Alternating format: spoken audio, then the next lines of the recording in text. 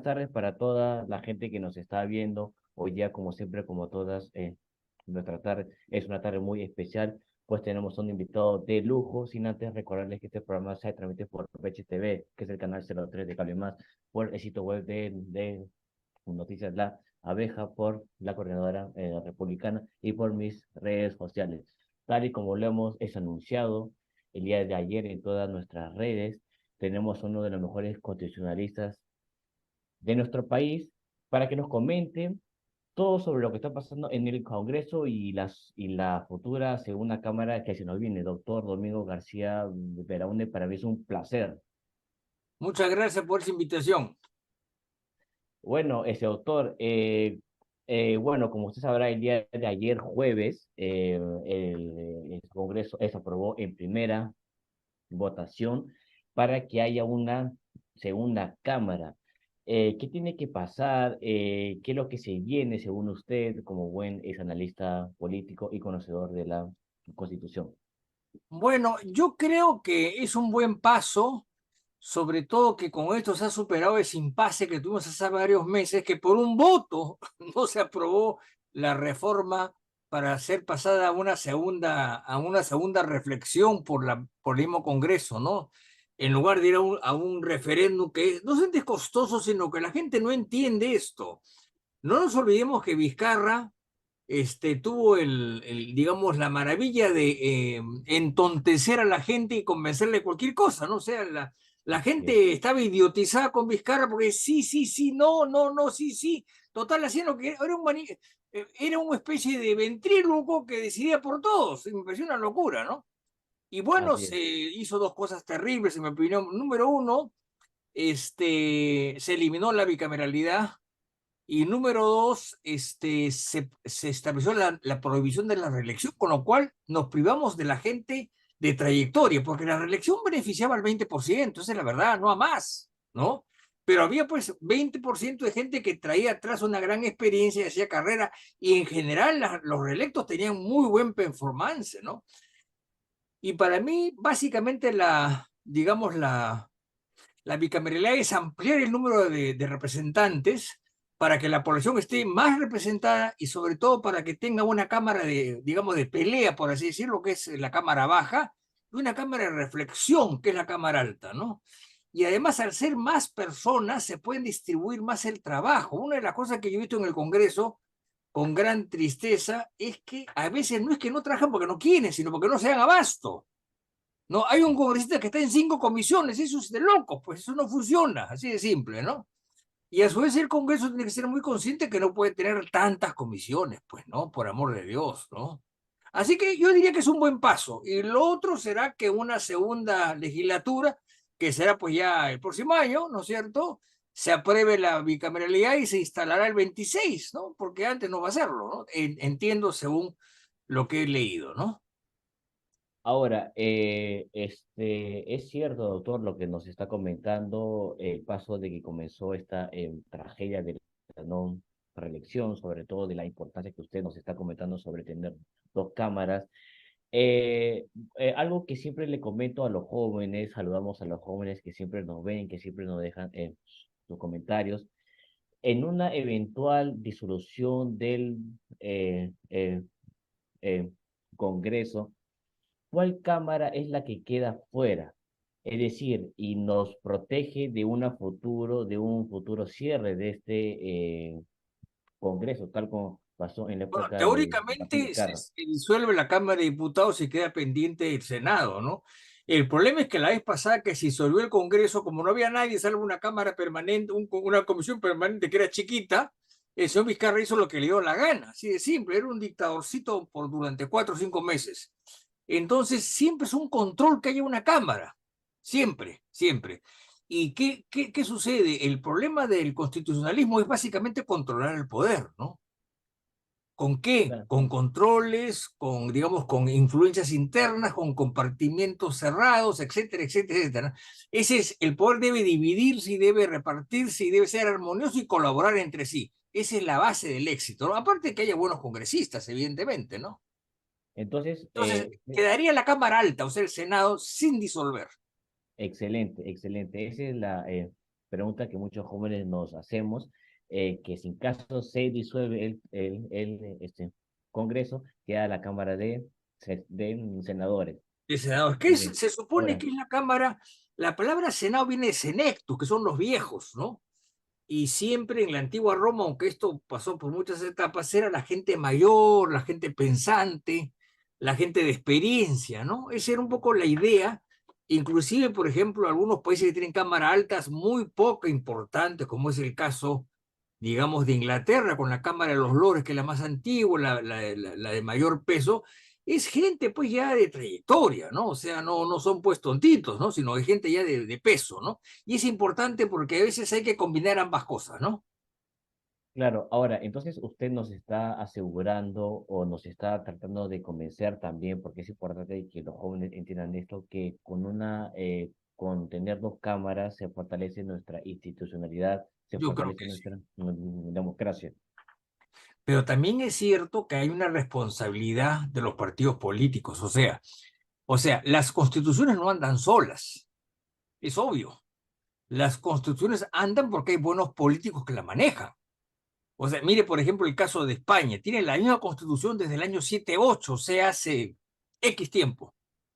Francia tiene la misma constitución desde el año 58, o sea, hace casi 100 años. Igual Alemania. Mire el caso concreto de Alemania. Alemania está ocupada, vencida por los aliados y repartida en cuatro. Los aliados se reúnen, o sea, los aliados, todos que no eran la Unión Soviética, en la República, digamos, Federal Alemana, y hacen una constitución que le llaman Ley Fundamental de Bonn, porque no era constitución, porque había una Alemania comunista que estaba separada, ¿no? Hacen una constitución, han pasado 80 años casi y sigue ahí. Y cuando se reúnen las dos Alemanias, ¿qué es lo que hacen? Cambian ciertos artículos, nada más, y es un hecho trascendental que demuestra que las normas no son lo definitivo es la clase política. Si con una buena clase política, el país avanza.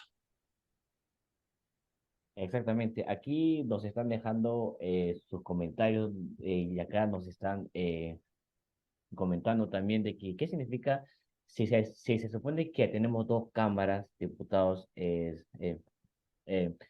senadores, ¿a qué se refiere con una cámara alta, una cámara baja? ¿Cómo se dividiría esto, estimado doctor? Bueno, mire, el bicameral, digamos, la democracia se inventa, por así decirlo, bueno, aparte del ejemplo lejanísimo de Grecia, que era una democracia peculiar, la democracia se instaura en realidad con lo que se llama la Revolución Atlántica, o sea, la Revolución Francesa por un lado y la Revolución Americana por otro, ¿no? La americana es muy anterior, dicho sea de paso, ¿no?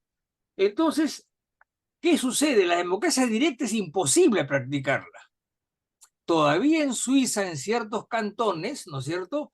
Hay democracia directa, o sea, se votan los impuestos, por ejemplo, se votan digamos, los candidatos, pero son países chicos, muy chicos. En los grandes países la democracia directa es imposible.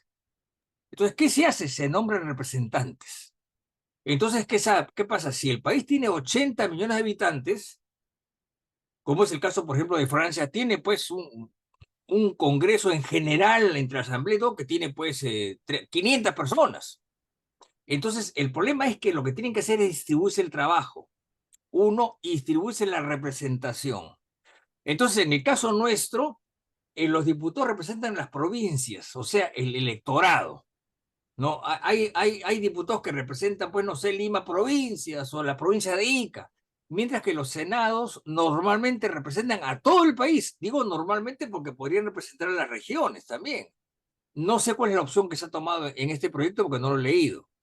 Pero eso es un problema por un lado, de representación y por otro, de división del trabajo. O sea, hay ciertas cosas, por ejemplo, que la hace solamente el Senado, Por supuesto, por ¿no? Y otra cosa supuesto. que solamente la hace diputados. En el Excelente. esquema anterior, diputados hacía censura a los ministros, el Senado no se metía. ¿Me explico? O sea, es Excelente. una racionalización digamos, de los apoderados políticos que son los parlamentarios. Eso es, como decía Churchill, El peor sistema que existe, con excepción de todos los demás.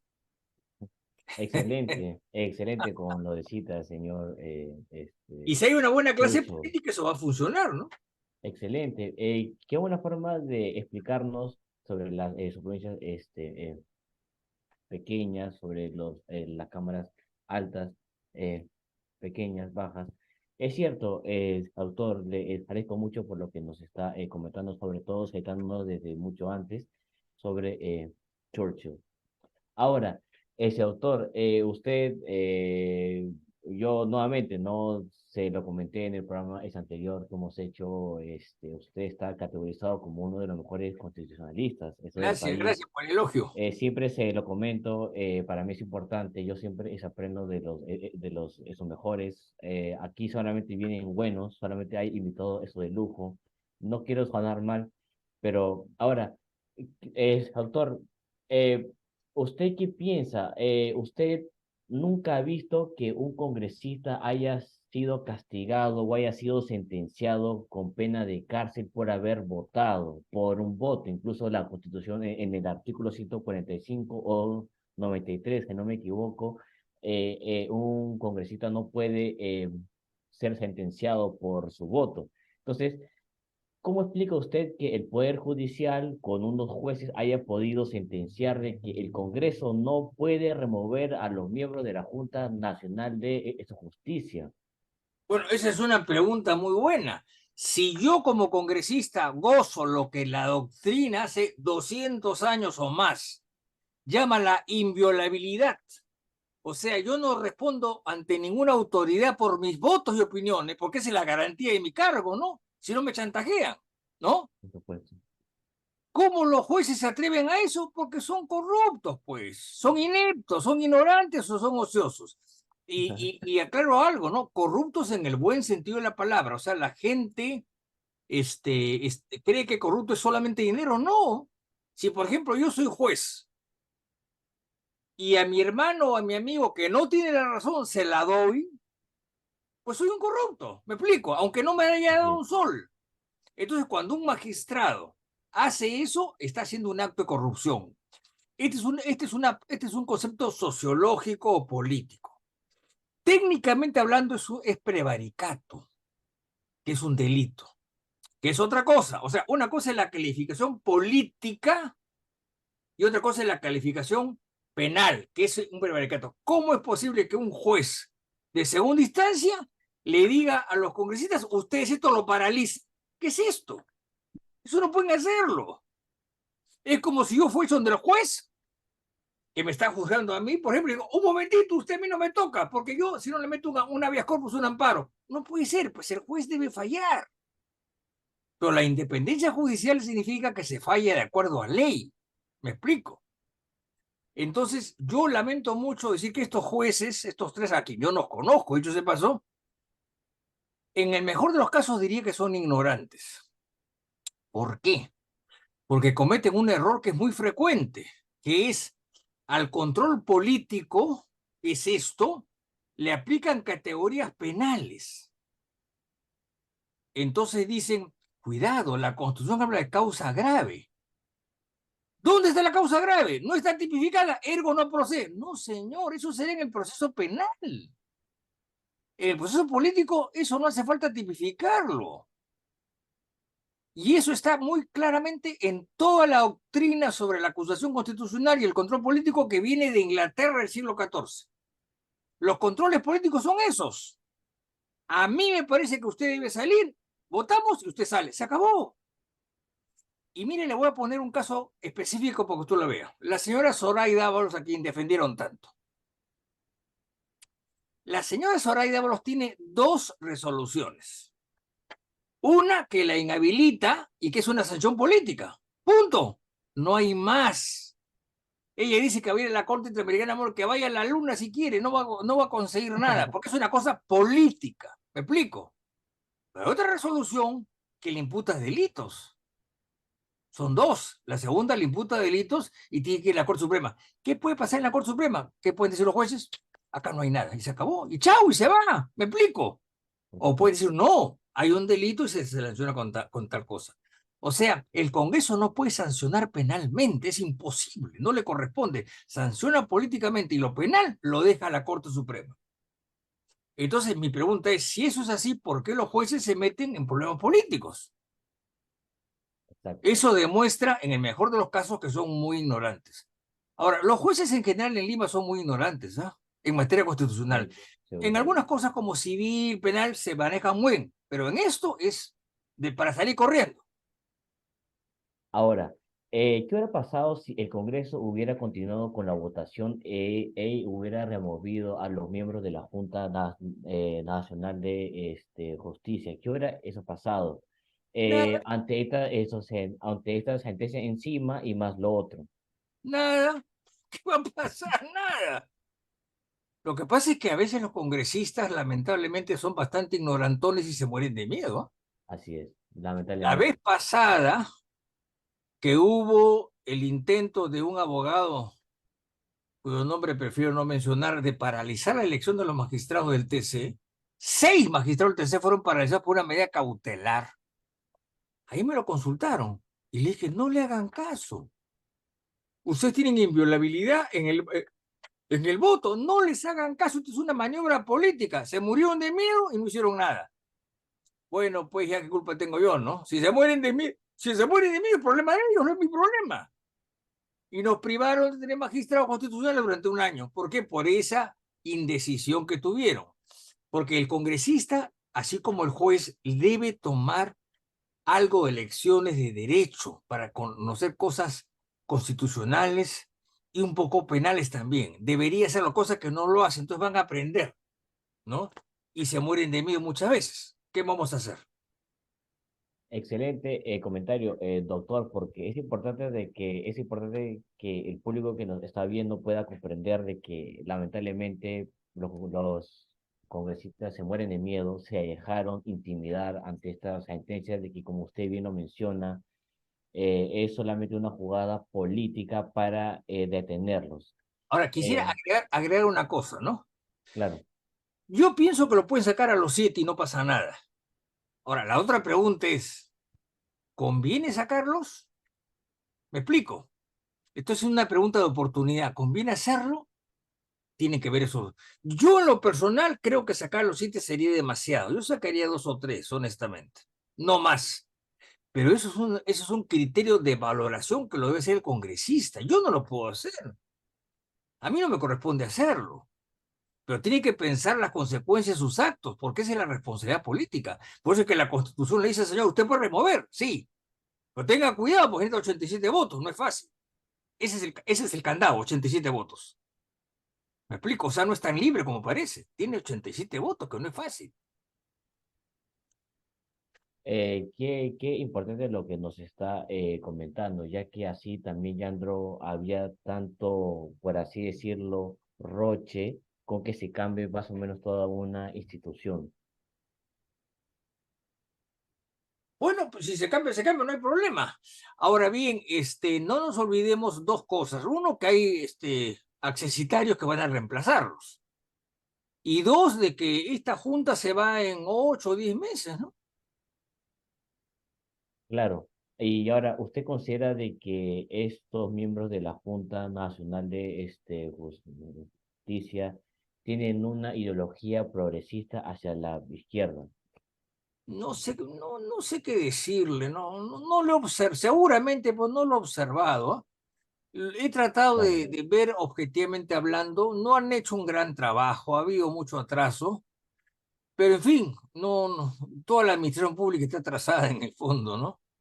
Pero no lo he visto y no tengo mucha conciencia clara de eso para afirmarlo, ¿no? para Prefiero decir. no hacerlo, ¿no? Claro, claro. Ahora también, ¿cuál es su opinión con respecto de que el día miércoles el Congreso censuró a el ministro del Interior, Vicente Romero? Ahora, ¿cómo lo considera usted? Estuvo bien tu censura, ya que hay una alta ola de criminalidad, la inseguridad va en aumento.